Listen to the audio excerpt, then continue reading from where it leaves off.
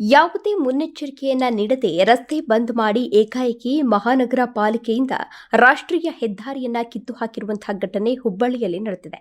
ಇಲ್ಲೇನು ಹೇಳೋರಿಲ್ವಾ ಕೇಳೋರಿಲ್ವಾ? ಈಗಾಗಲೇ ಫ್ಲೈಓವರ್ ಕಾಮಗಾರಿಯಿಂದ ಹುಬ್ಬಳ್ಳಿ ಜನತೆ ಕಂಗಾಲಾಗಿ ಹೋಗಿದ್ದಾರೆ.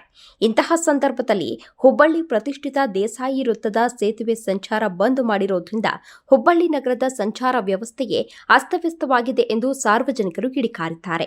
ನೀರಿನ ಪೈಪ್ ಸಲುವಾಗಿ ರಸ್ತೆಯನ್ನು ಅಗೆಯುತ್ತಿರುವ L&T ಸಿಬ್ಬಂದಿ ಯಾವುದೇ ಮುನ್ನೆಚ್ಚರಿಕೆ ಕ್ರಮಗಳನ್ನು ವಹಿಸದೆ ಅವೈಜ್ಞಾನಿಕ ಕಾಮಗಾರಿ ನಡೆಸ್ತಾ ಇದ್ದು ಬೇರೆ ಬೇರೆ ಜಿಲ್ಲೆಗಳಿಂದ ಬರ್ತಾ ಇರುವಂತಹ ಆಂಬ್ಯುಲೆನ್ಸ್ಗಳಿಗೂ ಸಂಕಷ್ಟ ಎದುರಾಗಿದೆ. ಹಾಗಾಗಿ ಆದಷ್ಟು ಬೇಗ ಸಮಸ್ಯೆಗಳಿಗೆ ಪರಿಹಾರವನ್ನು ನೀಡಬೇಕೆಂದು ಒತ್ತಾಯಿಸಲಾಗಿದೆ.